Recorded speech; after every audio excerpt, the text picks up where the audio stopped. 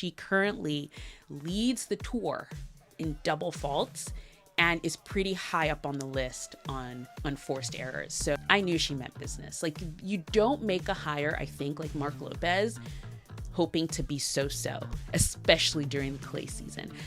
Can we stop that? Is that possible? Can we not do that? Oh, the best player in the world is back. We need to beat him. How do we beat him? Pump the brakes, Charlie. Jannik Sinner brought that out of him. Hello, Ground Passers, and welcome to another podcast. Hi, I'm Anastasia, and this is a mini pod. If you don't know what that is, if you're following us for the first time, we have been getting a bunch of new followers recently, which is great. Love that. But yeah, if you're new to Ground Pass, this is a mini pod. We record bi-weekly. Nick is a co-host, my co-host on Ground Pass. So we record bi-weekly together. And then every other week we have a mini pod. It's usually me. I usually handle the mini pods, but sometimes you will get Nick as well. So if you are new here, please, you know what to do. Like, subscribe. We produce weekly tennis content, and we also are really active on social media. When the tour is in the States, we're usually going around tournaments, so you can catch Ground Pass on site when we're at local tournaments near you, maybe. And we kind of try and create guides. So if you've never been to a tournament before, we try and give you an idea of what the tournament is about. But this week, we're no longer in Rome. Rome is over. But I have to say, Rome completely delivered. I have my notes in front of me, actually, on both sides of me, so that's exciting. And I hope you also like this new setup. If you have been listening before, you've probably seen my mini pod setup shift from time to time. I'm still trying to figure out a specific home, what looks best, it's all trial and error. Lighting. It really is trial and error. If you want to see the behind the scenes of building out this studio space and what that has been like, we also have a Patreon. And on our Patreon is where you can get exclusive access to the behind the scenes of Ground Pass, what it takes to sort of put this podcast together, the behind the scenes of tournaments, how we plan for those and work on those. So yeah, bunch of things for you to follow. You can, for free, just like this video, subscribe to our podcast, or contribute to our Patreon. But anywho, back to Rome. Rome was an exciting tournament. The tennis truly did deliver, and we have a lot to catch up on in this mini pod. We like to keep these to about a half hour. So sit back, grab a beverage, coffee in my case. We always stay caffeinated. If you know, you know. So yeah, welcome to this little episode. Where do we start? I think we start with the WTA. This was really great tournament for WTA storylines. It really did deliver on not only excellent tennis, but a lot of intrigue leading into the next Grand Slam, which is Roland Garros. And I think we start at the final and kind of work our way backwards, because I think it kind of was the culmination of a bunch of storylines all coming together as one. And in the final, it was between Coco Gauff and Jasmine Paolini. Now, going into this tournament, I think if we said Coco Gauff got to the final, that probably would have made sense. She had a really great Madrid Open, which is a tournament before. She also got to the finals there. So it wasn't that much of a surprise. What was a surprise, though, was Jasmine Paolini. I think she hasn't had such a great season so far compared to last year, where she just burst onto the scene and got to 2 Grand Slam finals. She won her first WTA 1000 level event and, flew up the rankings basically. And I think coming into this year, the biggest question was, can she replicate that? Can she keep that level up? And it wasn't a great start to the year. We have to be honest with that. Wasn't a great start to the year, but I think with tennis, it's all ebb and flow. And coming into this clay season, I think she really came into it determined to have good results. And that kind of comes from, I think it started with her hiring a new coach. She got rid of her old coach, which she had been with for years, and hired Mark Lopez. Now, Mark Lopez is a former ATP player. He also is a former member of Nadal's coaching staff. He was with Nadal right up until retirement. And when I saw that hire, I knew she meant business. Like, you don't make a hire, I think, like Mark Lopez, hoping to be so-so, especially during the clay season. I really think she wanted to improve her game, make big changes, and through that got to the final of the Rome Open. Jasmine Paolini, if you didn't know, obviously is Italian. So this is a big deal already for Italian tennis, which we will get into. But sticking to this final, I think if we start with Coco Gauff, it was not great. The match before, which was her semifinal match against Qinwen, who also had herself a great tournament. Qinwen, who defeated Aryna Sabalenka in the quarterfinals, had never defeated her before in 6 matches prior on the 7th try. Because, no one beats Qinwen 7 times in a row. But she finally got over the line against Aryna Sabalenka and then comes into this match with Coco. And we definitely thought, oh, great, this is going to be a fun semifinal match, a battle, which is what I wanted. But what we got was some really ugly tennis. We're calling a spade a spade. That was not pretty tennis. And I think they both came into the match super nervous. And maybe that is why the tennis did not deliver in sort of quality. But, and then it was also long. It was over 3 hours and it was close to 3.5 hours. A tennis match, 3.5 hours, which tennis can go super long, but it was a very, very long match and it wasn't pretty. And I kept wanting it to end. I'm like, someone please win. And here's the crazy thing. Coco was not playing well, but I think she has made it sort of part of her DNA that even when she's not playing well, you still have to beat her. You still have to put your best tennis on the line and beat her in that way, because Qinwen served for every single set. She had set point in every single set and yet lost the match. And that is a tribute to Coco's grit and determination. And, she wins ugly. We've been saying this since she partnered with Brad Gilbert, and she kind of, I think, learned how to do this, but she really does win ugly. And so that brings her into this finals match. And I think I gave Coco a little bit of an edge because I thought, you know what? Even without her best tennis, which she has not had all tournament long, she can still win ugly. And she just didn't.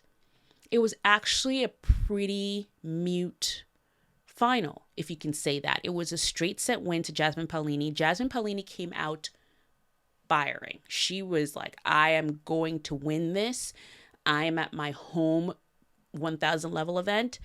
I will win this match. And Coco just didn't have a response. And you don't know if it's nerves or if it's just exhaustion as well, because her semifinals was just so long and grueling, but she just didn't have it. She didn't have that extra edge, that fight to do it. And Jasmine Paolini came away with the win.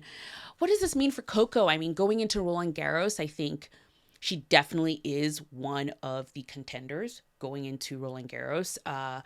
It's just she probably has to clean up her game. She currently, I'm looking at my notes now, but she currently leads the tour in double faults and is pretty high up on the list on forced errors. So her game is not technically sound at the moment, and yet she's the number 2 player in the world. I think that is really something to talk about in like remember that even with all these technical difficulties that Coco has, like the ability that she has to just win, I think it's a great lesson for everyone. And going into, I think, Roland Garros, she's probably going to have to clean up her game a little bit, because coming up against a player like Jasmine Paolini, Aryna Sabalenka, that might not be able to get her across the line.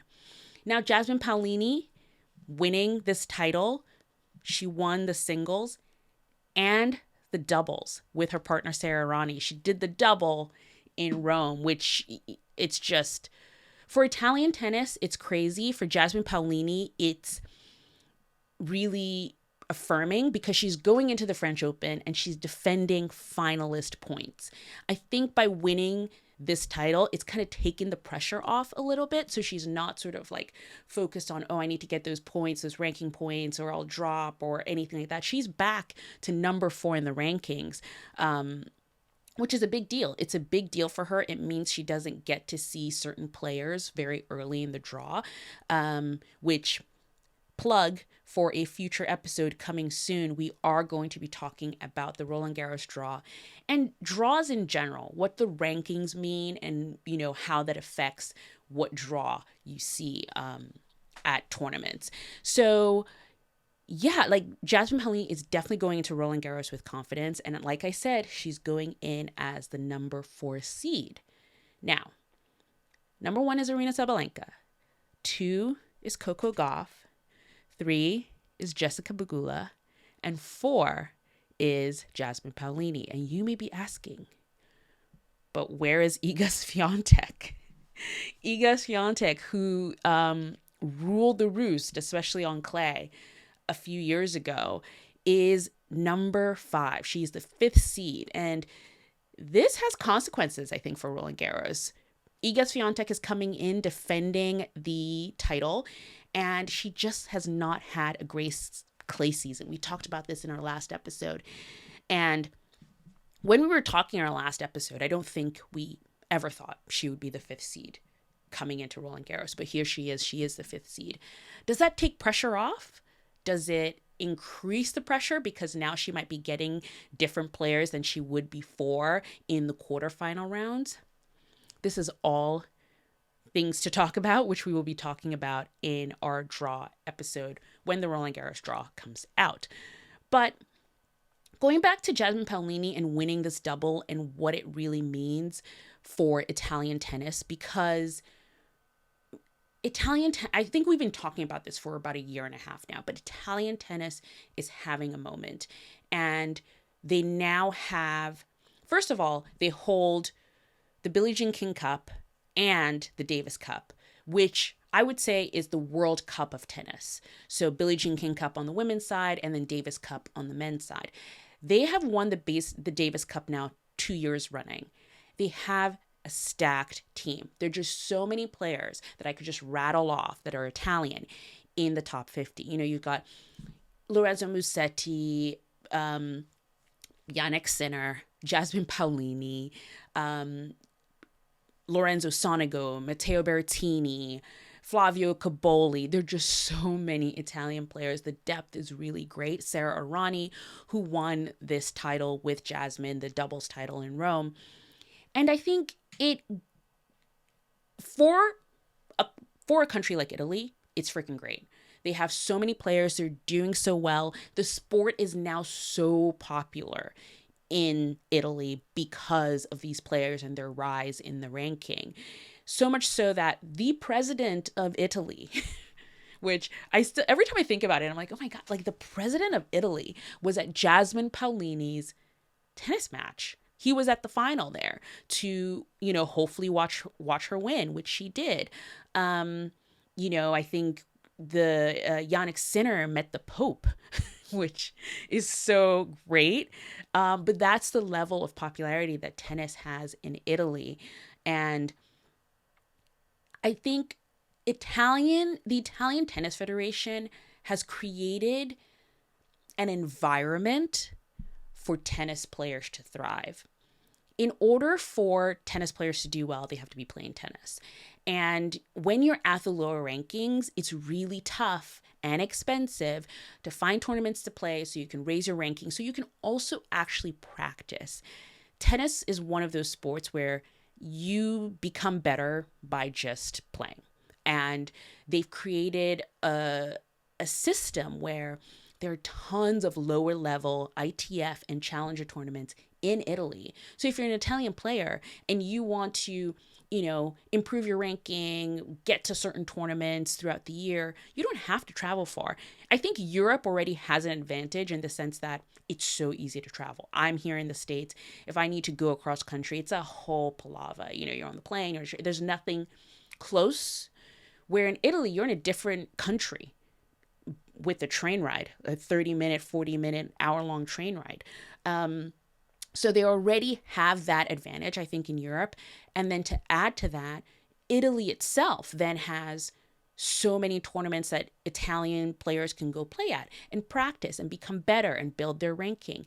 And it also means the cost for them is so low. They don't have to travel far. They don't have to leave home. They also then still have that support of their family and not having to sort of spend so many months on the road. All of that just adds up, I think, to a really great system that they have that is producing these players. It did not happen overnight.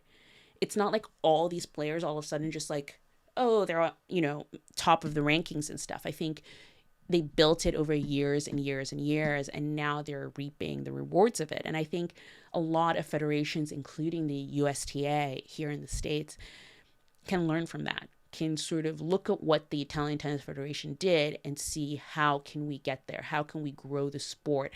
Not just in participation in the sense of just regular people picking up a racket and playing, but how do we develop the sport, the athletes in the sport, and support the athletes in the sport? Because I think the two and two just go together. If we have great athletes and they're winning tournaments, fans will come along for the ride. Fans will pick up rackets and want to play.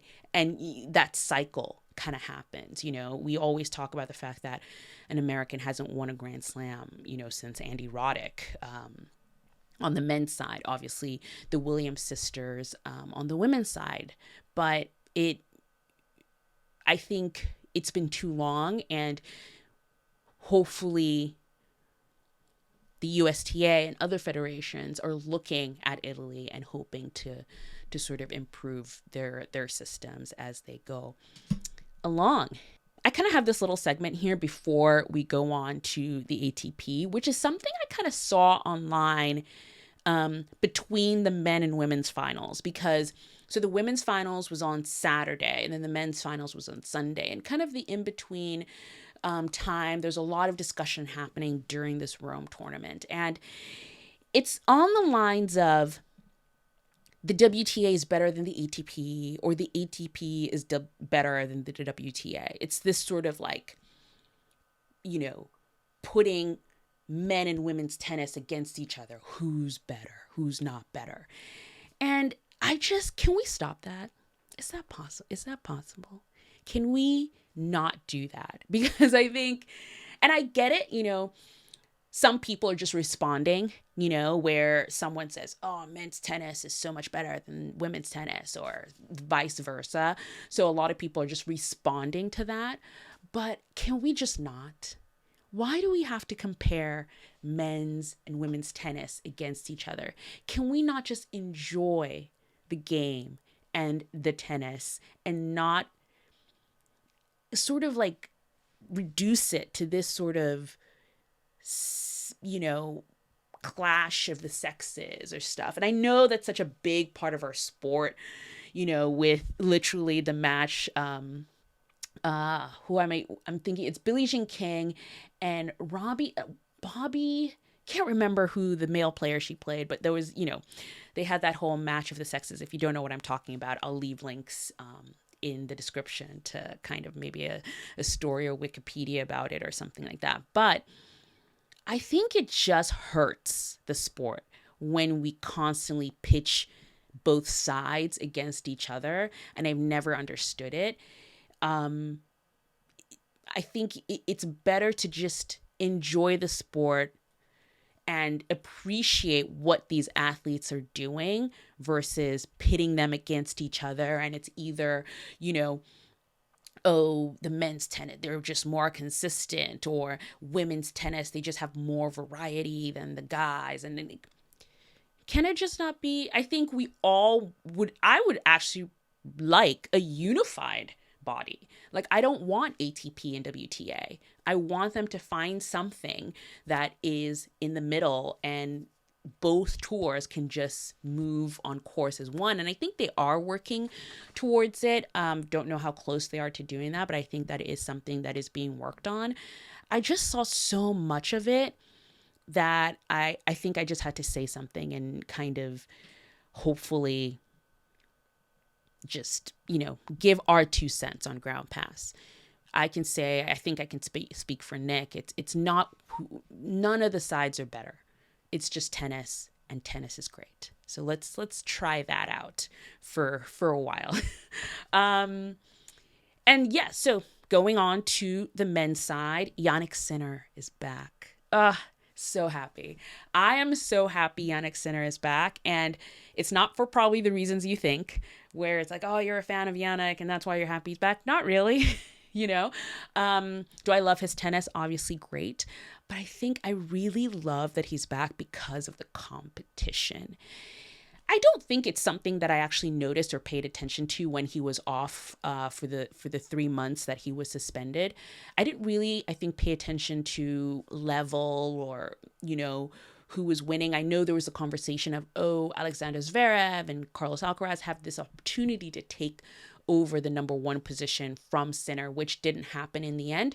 Zverev did not play well throughout most of that season, of the 3 months, where I think he was probably still coming down from his loss at the Australian Open. Carlos won some tournaments. He kind of did well at Indian Wells, but was not also playing his best tennis. Either way, I don't think the point should have been, oh, someone, you know, Sinner's gone, let's take over the number 1 spot. Because I always think in order for, you know, to get the best tennis, you want the best players present at all times. Because I think, for example, if if Carlos Alcaraz or Zverev had taken over that number 1 spot, there would also still be the people being like, oh, well, they only did that because Sinner was gone for 3 months. So I love the fact that he's back, because I think it elevates everyone else's game, because now they're like, oh, the best player in the world is back. We need to beat him. How do we beat him? And I think by exploring that, tennis, they just play better tennis and probably have increased their level a little bit. And I think Carlos Alcaraz agrees with me. During his pre-tournament press conference, he was, you know, he said he's so excited that Jannik is back and he can't wait to meet him in the final. I think I made a joke about it in our reel for This Week in Tennis, where we're sort of like, pump the brakes, Charlie. There's so many, you know, people to play through before you get to the finals and meet Jannik Sinner there. And who knew what Jannik Sinner was going to be coming in as? Was he going to make it to the finals himself? Well, Jannik Sinner played phenomenally. Can you say that? Phenomenally? Oh, can't pronounce that word, but either way, he played so well. He beat Casper Ruud love and won. It was a demolition job. That was in the quarterfinals. In the semifinals, Tommy Paul met him there and did a little bit better.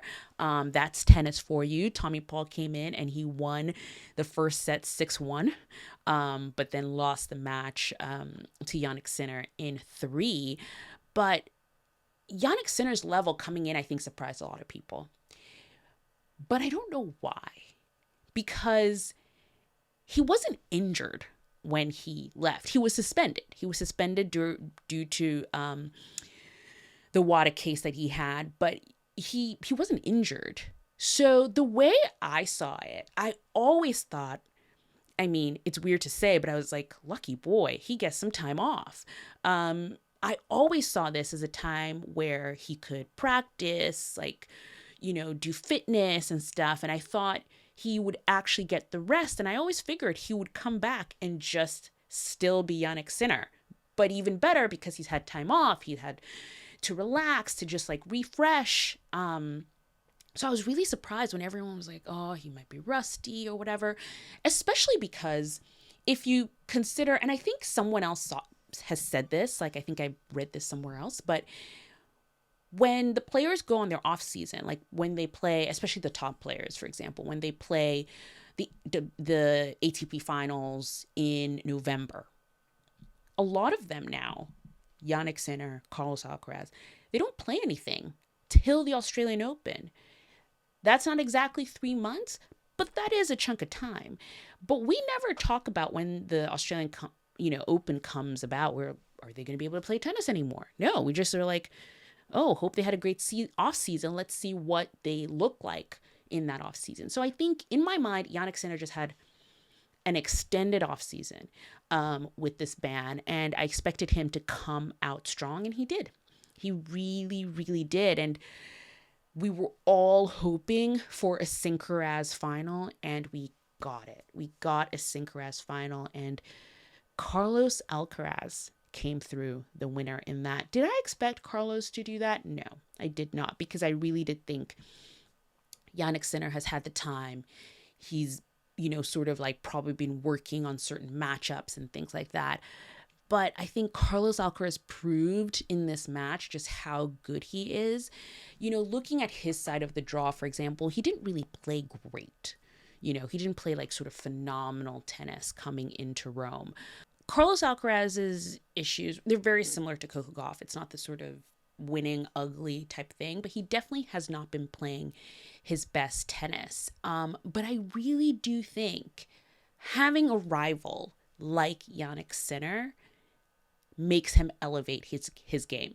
He kind of talked about that in the post win press conference, how he said he has to prepare to play Jannik Sinner. It's funny. I'm really always fascinated by how much athletes, tennis players specifically, pay attention to the noise or at least the commentary around them.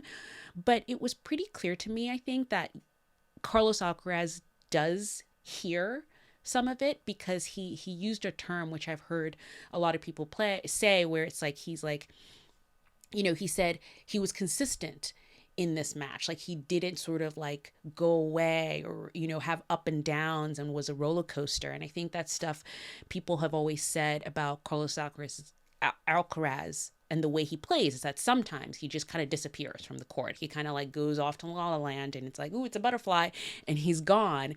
So he talks about how coming into this match, he knew he had to prepare, he had to be focused, and he approached the match very tactically.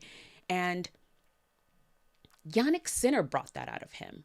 I don't think if he was playing, let's just say Tommy Paul got to the final, I don't think he would maybe have had that same level of focus and determination and, wanting to kind of almost, how do you say, almost just be a pro about it and not just play for fun, which I think Carlos has a tendency to do. And that's what we love about him, is that he just has fun on court sometimes. I think he improvises a lot, and he doesn't really plan too much.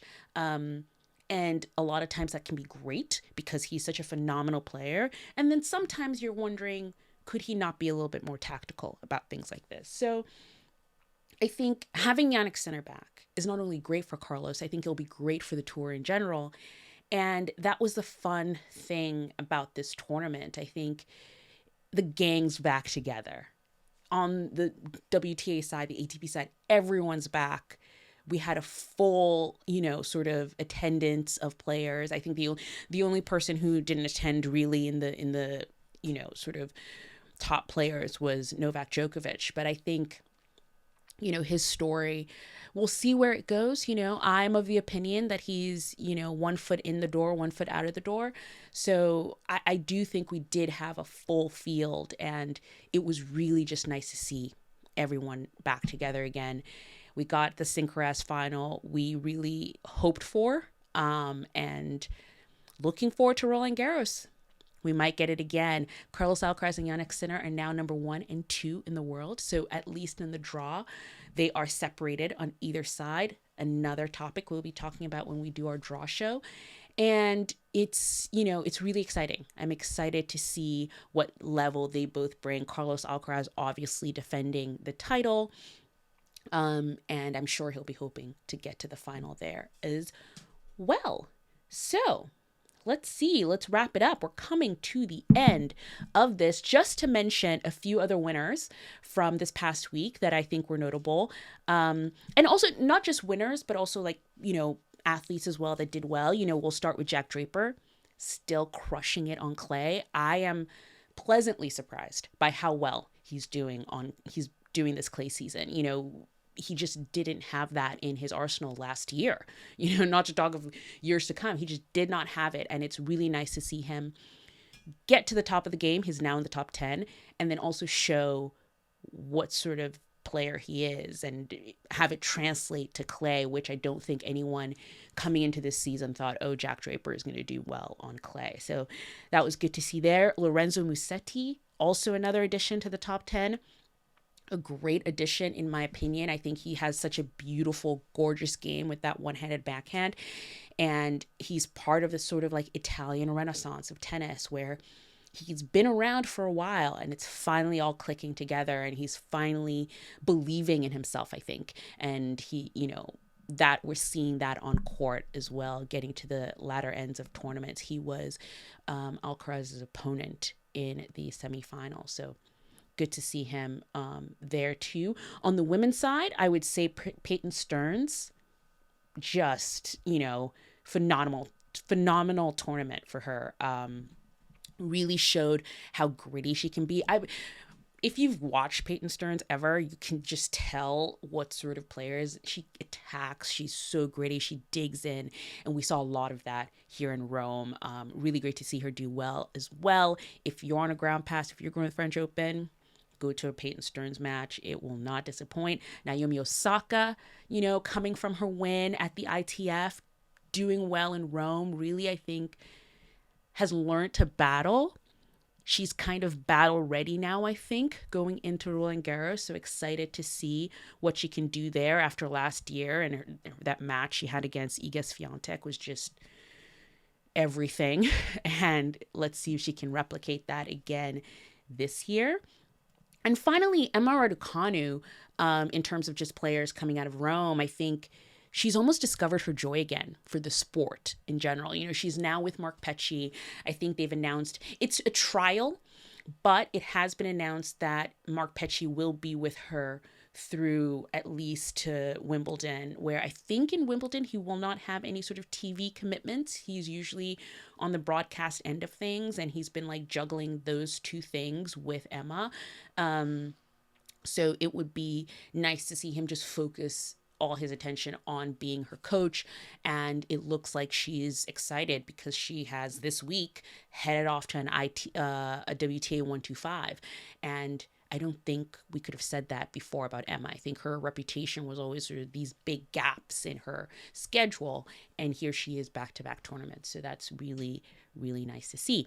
Winners outside of Rome that happened that I thought were really cool. Katie Boulter gets a clay court title in Paris at the WTA 125 there. Maya Sherif just keeps winning these 125s. Maya Sherif is a player from Egypt. She does really well at these lower level tournaments. She kind of hasn't carried that momentum into the main tour. I was looking at her stats before we started the podcast, and it's she has all these early exits. She'll lose first round, but then she'll go off and she'll win an ITF event. So the final she played, the ITF was in Parma, and the final she played was with Victoria Mumboku, which we've talked about a lot on this podcast. Up and coming Canadian player. I think she's there. She's really grinding away and on the verge of a breakthrough, and really one to watch this season and into the next for sure. So yeah, those were the winners of that page. I think, there's another one. Giovanni Mpesci Pericard won a challenger event, and it was on clay.